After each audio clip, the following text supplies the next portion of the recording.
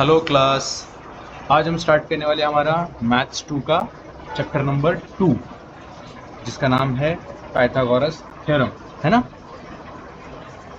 देखो, Pythagoras theorem जो है आपका, शुरू करने से पहले उसमें काफ़ी दो तीन आपके पास थ्योरम्स हैं जिनको जानना बहुत ज़रूरी है, जिनको समझना बहुत ज़रूरी है, और मैं ट्राई करूँगा आपको कि एकदम आसान तरीके से उनको समझा पाऊँगा। ओके, चलिए। तो पहला जो थ्योरम है उसका नाम क्या है आपका? Pythagoras theorem. पाइथागोरस थ्योरम में क्या लिखा है आपका? इन अ राइट एंगल ट्राइंगल। सबसे पहले आपको ये पता होना चाहिए कि राइट एंगल किसे कहते हैं, ऑब्ट्यूज किसे कहते हैं, और ठीक है, और एक्यूट किसे कहते हैं। देखो, ये जो 90 डिग्री का एंगल आपने हमेशा देखा है, इस 90 डिग्री एंगल को आप कहते हो क्या? Right angle. ये आपने 5th स्टैंडर्ड में पढ़ लिया होगा, है ना, राइट एंगल। 5th या 6th में आपने पढ़ा होगा, ये चीज़ें मैथ्स में ही पढ़ी है, 5th 6th में आई थिंक, जहाँ तक मुझे याद है। उसके बाद राइट एंगल के बाद आपके पास आता है एक्यूट एंगल, वो एंगल जो 90 से छोटा हो गया, है ना, और इसको आप क्या बोलोगे? एक्यूट बोल दोगे। एक होता है ऑब्ट्यूज। ऑब्ट्यूज में आप क्या यूज करोगे? ऑब्ट्यूज का मतलब जो 90 से बड़ा है उसको आप बोल दोगे ऑब्ट्यूज। ऐसे आपके 3 एंगल होते हैं, acute, obtuse and right angle. Angle और भी होते हैं, पर हाल फिलहाल हमें राइट एंगल की जरूरत है। तो क्वेश्चन में ये जो आपका यहाँ पर थ्योरम है वो ये कहता है कि in a right angle triangle the square of the hypotenuse is equal to the sum of the square of the remaining side. तो उन्होंने कहा है कि ये जो, अगर आप हाइपोटेनस किसे कहते हैं? इसे आप कहते हो ना हाइपोटेनस, इसे आप बेस कहते हो, इसे आप क्या कहते हो? ऑपोजिट कहते हो, राइट। तो राइट एंगल ट्राइंगल, जब ऐसा है आपके पास एक राइट एंगल ट्राइंगल मिलेगा, तो स्क्वायर ऑफ द हाइपोटेनस, इसका जो स्क्वायर होगा वो किसके बराबर होगा? इन दोनों के स्क्वायर के बराबर। इन दोनों को जब आप प्लस कर दोगे स्क्वायर करके, उसके बराबर ही आपका क्या हो जाएगा? ये हो जाएगा, ठीक है। आपको ये सिंपल बताया है। तो अगर मैं यहाँ पर एक नाम दे देता हूँ इसको, ए बी सी, तो ये हो जाएगा आपका A C square is equal to A B square plus B C square. ये क्लियर हुआ आपको? चलिए, अब देखेंगे हम लोग नेक्स्ट थ्योरम क्या कहता है। नेक्स्ट थ्योरम ये कहता है पाइथागोरियन ट्रिपलेट। अब ट्रिपलेट का क्या मतलब हो गया? सिंपल समझा देता हूँ आपको।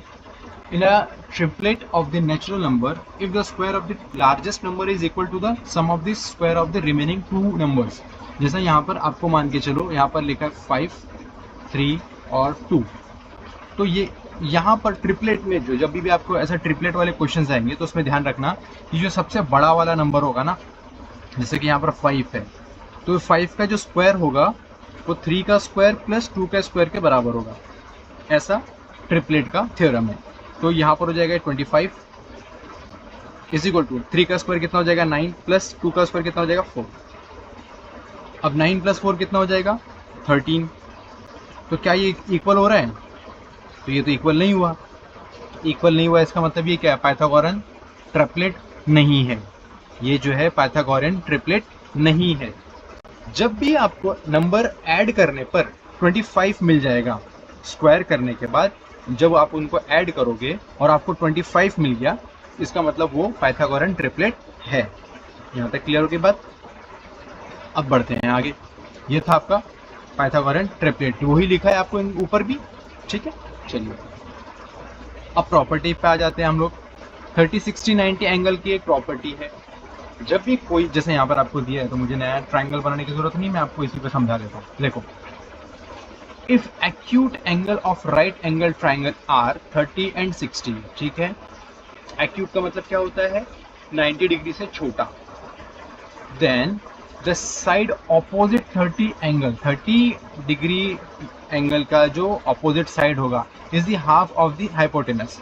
यानी कि 30 डिग्री के ऑपोजिट कौन सी आ रहा है? अभी ये आ रहा है, तो ये क्या हो जाएगा? उसका हाफ हो जाएगा। किसका? इसका हाफ हो जाएगा। यानी कि आप जब इसको लिखोगे तो देखो यहाँ पर लिखा है एम एन। एम एन क्या है? हाफ। एल एन हो जाएगा, ठीक है। नेक्स्ट, हाँ, half of the hypotenuse and the side opposite to the 60 degree, 60 degree के ऑपोजिट, यानी कि 60 डिग्री के ऑपोजिट यानी कि ये, जब ये क्या हो जाएगा, ये हो जाएगा 3 root 2 upon 2, 3 root upon 2, root 3 upon 2 multiply by क्या, हाइपोटेनस के, हाइपोटेनस ही लगेगा हर बार। हाइपोटेनस में क्या है वैल्यू आपकी ln, हाइपोटेनस की वैल्यू क्या है आपकी ln। अभी वैल्यू तो नहीं है बेसिकली, पर हाँ आपको समझ के चलना है कि ln कोई वैल्यू है। तो आपको दो चीजें समझ में आ गई, जब भी 30 डिग्री के ऑपोजिट की बात होगी तो वो हो जाएगा हाफ आपका हाइपोटेनस, और जब भी आपको 60 डिग्री के ऑपोजिट की बात होगी तो वहां पर आ जाएगा रूट 3 अपॉन 2। ये क्लियर हो गया, ये 30, 60, 90 का आपका थ्योरम है, प्रॉपर्टी। नेक्स्ट प्रॉपर्टी आती है आपकी 45, 45, 90। अब यहाँ पर कोई डायग्राम नहीं है, इसके लिए मैं आपको एक बना देता हूँ। ये 90 डिग्री हो गया, ये 45 है, और ये भी 45 डिग्री ही है। तो यहाँ पर ये कहा है कि if the acute angle of right angle triangle are 45, 45, then each of the perpendicular side कितना हो जाएगा, इज 1/√2 टाइम द हाइपोटेनस। यानी कि अगर यहाँ पर मैं इसको बोलता हूँ ए बी सी, अगर मैं बात कर रहा हूँ इसकी बी सी की, तो बी सी क्या हो जाएगा, बी सी में लिखूंगा B C is equal to 1/√2 multiply by A C. 45, 45, 90 का 1/√2 हो जाएगा। क्लियर, आपको ये सारी चीजें ध्यान में रखनी है। 45, 45, 90 डिग्री का थ्योरम क्या है, 30, 60, 90 का 90 की प्रॉपर्टी क्या है। अगर आपको ये सब याद रह गया तो इसका मतलब आपको इजीली अगला जो हमारा प्रैक्टिस सेट है वो बहुत ही आसानी से सॉल्व करने में सॉल्व कर सकते हो। नेक्स्ट क्या है आपका, ये क्लियर है आपको, आगे बढ़े। अगर एक बार मैं अगर चाहिए तो मैं एक बार फिर से आपको रिपीट कर देता हूँ कि जब भी कोई साइड किसके ऑपोजिट होगी, 45 के ऑपोजिट होगी। अगर ये 45 है तो इसके ऑपोजिट की अगर आप साइड को फाइंड करना चाह रहे हो तो उसके लिए आप क्या कहोगे, जैसे कि ए बी और ये सी है, तो 45 के ऑपोजिट आ गया ए बी, तो ए बी क्या हो जाएगा, A B is equal to हो जाएगा 1/√2 किससे, ए सी का, ए सी का 1/√2 होगा। ये इसका फॉर्मूला है, प्रॉपर्टी है, आपको जो बोलना है बोल सकते हो। Next, similarity and right angle triangle, ये एक थोड़ा सा इंपॉर्टेंट चीज है। In a right angle triangle, if the altitude is drawn to the hypotenuse, then the two triangles formed are similar. Two triangle formed are similar. किसके similar है, किसी ना किसी को तो सिमिलर होंगे ना। The original triangle and each other, एक दूसरे के भी होंगे और ओरिजिनल वाले ट्राइंगल के बराबर भी होंगे वो। देखो यहाँ पर आपके पास दो ट्राइंगल बन रहे हैं। पहले तो आपका एक ट्राइंगल है, कौन सा वाला ट्राइंगल है आपका, ABC। अब ABC से मैंने क्या किया, हाइपोटेनस तक एक लाइन ड्रॉ कर दी, जिसकी वजह से ये एक ट्राइंगल बन गया, अब ये एक ट्राइंगल बन गया। अगर मैंने इसका नाम ABC ही दिया है तो इसका नाम मैं M दे देता हूँ, ठीक है। तो अब मेरे पास देखो दो ट्राइंगल है, एक तो मैं बोलूँगा ABC, ये एक ट्राइंगल हो गया मेरा, और एक मेरा ट्राइंगल बनेगा BMC या CMB, जो भी आपको बोलना है उसको बोल सकते हो। क्लियर है, तो दो ट्राइंगल। अच्छा, अब यहाँ पर क्या बोला आपको उसने, अगर आप ऐसा लाइन ड्रॉ करते हो तो then the two triangles formed are similar, ये जो दोनों हैं ये सिमिलर हो जाएंगे एक दूसरे के। और एक और बात उन्होंने बोली, किससे, टू दी, ये दोनों सिमिलर हो जाएंगे किससे, इसके ABC के, okay. Two triangles formed are similar to the original triangle and each other, एक दूसरे को तो सिमिलर होंगे और ओरिजिनल ट्राइंगल के भी सिमिलर हो जाएंगे। क्लियर हो गया, चलो आगे बढ़ते हैं। Geometry, theorem of geometric mean, ये थोड़ा सा इंपॉर्टेंट है, ये इससे रिलेटेड आपको क्वेश्चन भी पूछे जा रहे हैं, आपको इसमें है आपके पास। देखो अभी जो हमने देखा था ना कि एक ट्राइंगल के बीच में हमने क्या किया था, एक लाइन ड्रॉ कर दी, जिसकी वजह से क्या हो गया, वो ये लाइन ड्रॉ करने की वजह से क्या हो जाएगा, ऐसा लाइन ड्रॉ किया तो ये और ये क्या हो जाएंगे, एक दूसरे के सिमिलर, और ये जो आपको ट्राइंगल बने हैं वो किसके सिमिलर, और ओरिजिनल के भी सिमिलर हो जाएंगे वो। ये आपने पीछे पढ़ लिया। अब यहाँ पर जब हम लोग इसको लेंगे, इसकी वैल्यूज़ को लेंगे, तो हमें क्या करना पड़ेगा पता है, इसको ये जो है ये स्क्वायर हो जाएगा, यानी कि QS square is equal to क्या हो जाएगा, RS मल्टीप्लाई बाय PS। अब ऐसा क्यों हुआ, अगर आपको देखना है कि ऐसा क्यों हुआ, तो देखो मैं इसी का यहाँ पर देखो आप हमेशा क्या करते थे, हमारा जो पुराना वाला अगर आप थ्योरम देखोगे तो उसमें कैसा था, आपको ये अपॉन ये मल्टीप्लाई बाय ये, ऐसा था। क्लियर है। इस बार थोड़ा सा अलग किया है उन्होंने, QS अपॉन PS, ठीक है, इज इक्वल टू किसके है, SR अपॉन SQ, इसके बराबर हो गया वो। आ रही बात समझ में, यहाँ पर ये 90 डिग्री है, यहाँ पर ये 90 डिग्री है, ये दोनों दो एक ही ट्रायंगल में से दो अलग अलग ट्रायंगल बन रहे हैं। अभी इस बार आपके पास ये ऐसे बन गया एक ट्रायंगल, और एक ट्रायंगल ऐसे बन गया आपके पास। इसका यहाँ पर नाम है Q, यहाँ पर नाम है S, यहाँ पर नाम है R, यहाँ पर नाम है P। तो QS upon SP is equal to हो जाएगा QS अपॉन RS। ओके, अब QS क्या हो जाएगा, दो बार आ रहा है, QS upon SP is equal to QS upon ये लिया है ना, आप यहाँ से एक बार ले लो, QS लिया है एक बार, और एक बार हम लोग क्या करेंगे इसको SR अपॉन QS, एक बार यहाँ से हमने ऐसे ले लिया इसको, जिसकी वजह से क्या हो जाएगा, QS का हो जाएगा square is equal to SR multiply by SP हो जाएगा। यही आपका थ्योरम भी कहता है, देखो QS upon SP is equal to SR upon SQ।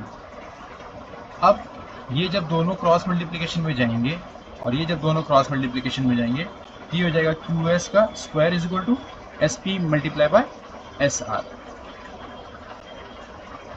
अगर कुछ भी याद नहीं रह रहा है आपको, या कुछ भी समझ में नहीं आया, किसी भी 1% की मैं बात कर रहा हूँ, अगर किसी को कुछ भी समझ में नहीं आया तो बस एक बात का ध्यान रखना, जब भी ऐसा एक 90 डिग्री का ट्रायंगल दिखेगा आपको, बीच में एक लाइन आ गई, तो याद रखना कि इसको आपको स्क्वायर कर देना, इस लाइन को मल्टीप्लाई बाय ये, खत्म। यही चीज़ यहाँ पर की है। बाकी का आपको अगर याद नहीं रखना है, समझ में नहीं आ रहा है क्या मैंने कहा या क्या मैंने किया, छोड़ दो। मैं आपको अगर ये चीज़ समझ में आएगी कि क्या करना है, अभी मैंने जो बताया आपको इसके बारे में, बस इसको याद रखना। चलिए, प्रैक्टिस सेट 2.1 का क्वेश्चन नंबर 1। क्वेश्चन नंबर 1 आपको दिया है कि ट्रिपलेट फाइंड करना है ना, पाइथागोरियन के ट्रिपलेट फाइंड करने हैं आपको। ये हम लोग कैसे फाइंड करेंगे,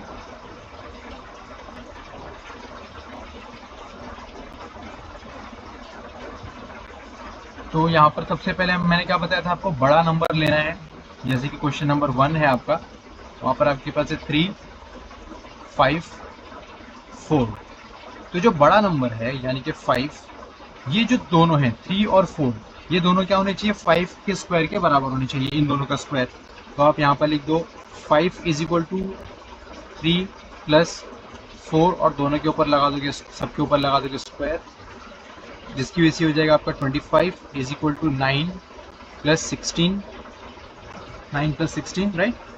अब आप इसको प्लस कर दो, तो ये हो जाएगा आपका 5, और ये हो जाएगा 25 इज इक्वल टू 25। देयरफॉर आप क्या लिखोगे, अब यहाँ पर आपको स्टेटमेंट लिखना पड़ेगा, रीजन भी तो देना है आपको। तो रीजन आप क्या दोगे, the square of the largest number is equal to the sum. तो यहाँ पर आप लिख दो देयरफॉर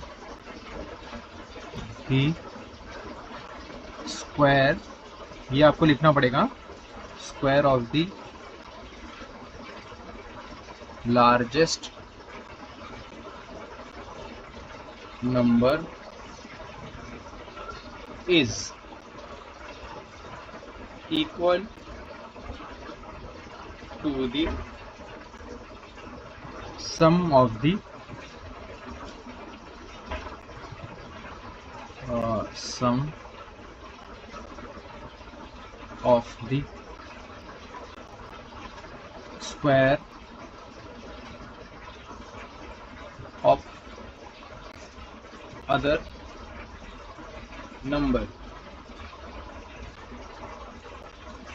ये मैंने नंबर शॉर्ट फॉर्म में लिख दिया, आप पूरा ही लिख दो, मैं भी पूरा लिख देता हूँ, चलो ठीक है। तो देयरफॉर 3, 5, 4 आर पाइथागोरियन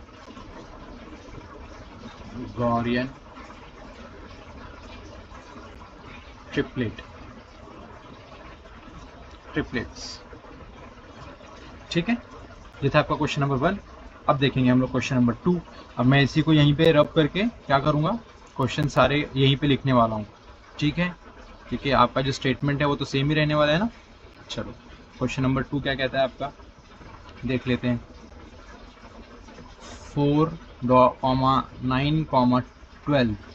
तो आपको सबसे पहले क्या करना है, 12 का स्क्वायर किसके स्क्वायर के बराबर होना चाहिए, 9 स्क्वायर प्लस 4 के स्क्वायर के बराबर होना चाहिए। तो 12 का स्क्वायर क्या होता है, 144 is equal to 81 plus 16। 81 plus 16 कितना हो जाएगा, 6 प्लस 1 7, 8 प्लस 1 9। तो ये तो हुआ ही नहीं। ठीक है, therefore the square of the largest number is not equal to, यहाँ पर आ जाएगा, बस आपको क्या करना है, चेंज नॉट इक्वल लिखना है। तो देयरफॉर ये क्या है, आर नॉट पाइथागोरन ट्रिपलेट। यहाँ पर मैं चेंज थोड़ा सा ही कर रहा हूँ, ठीक है, are not Pythagorean triplet. Clear. चलो अब क्या है क्वेश्चन नंबर 3। यही करना है आपको, बस ऐसे ही इजीली, बहुत इजी है ये, इसका टेंशन नहीं लेना। ये जो क्वेश्चन नंबर 1 है बहुत ही ज़्यादा इजी है, क्वेश्चन नंबर 2 भी इजी है, मतलब इसके बाद के भी। ठीक है, देखेंगे तो आपको पता चलेगा मेरे बोलने से तो क्या होता है। 5, 12, 13। अब बड़ा नंबर कौन सा है इसमें से, 13 है ना। तो अब क्या करो, यहाँ पर मैं लेता हूँ 13 स्क्वायर इज इक्वल टू क्या, 12 का स्क्वायर प्लस 5 का स्क्वायर। 13 का स्क्वायर कितना होता है, 169 इज इक्वल टू 144 प्लस 25। तो ये हो जाएगा 9, 4, 5, 6 और ये हो जाएगा 1। तो ये क्या हो गया, ये तो इक्वल है ना। तो बस ये नॉट हटा दो यहाँ से और यहाँ पर लिख दो आप 12, 13। आगे बस समझ में। चलो next question number 4।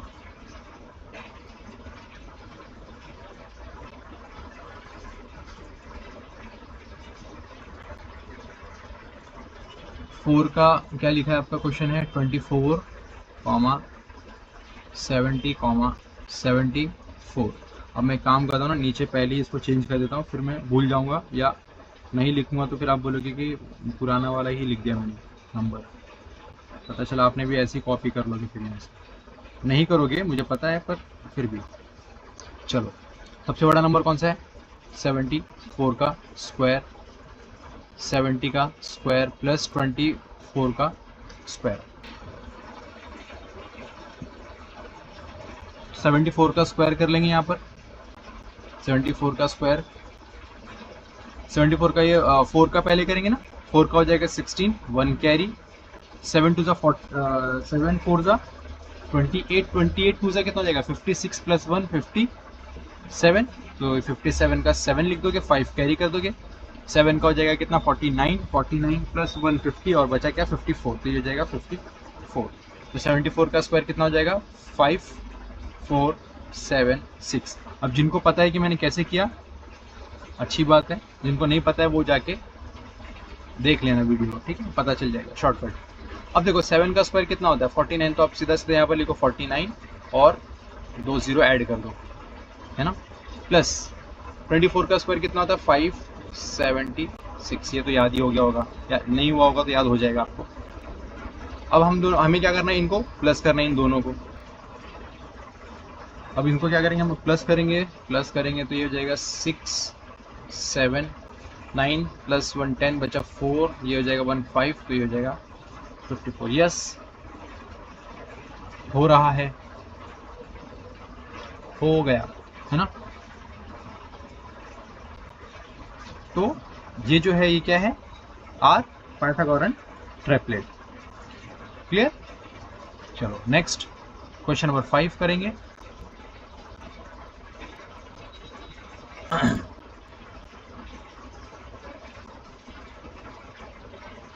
Question number 5 के लिए आपके पास दिया है 10,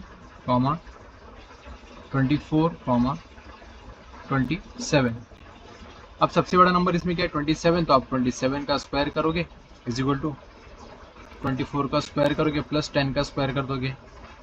27 का स्क्वायर कितना हो जाएगा, 7 का हो जाएगा 49, तो 49 का 9 4 कैरी, 7 2 14, 14 2 कितना हो जाएगा 28, 28 में 2 करोगे तो 30, और ये 32, 32 का 3, 2 का हो जाएगा 4 5 6 7 729 इज इक्वल टू 24 का स्क्वायर कितना हो जाएगा, 24 का भी हमने किया था ना 576, ये लिख दो आप यहाँ पर 576 प्लस 10 का स्क्वायर हो जाएगा 100। अगर आप इसको टोटल करोगे तो हो जाएगा 676 729, जो कि नहीं हो रहा है, जो कि क्या नहीं हो रहा है। तो यहाँ पर आप लिख दो is not equal to the sum of the square of the number, और यहाँ पर 24, 27, 10 are not Pythagorean triplet. Next question number 6। Question number 6,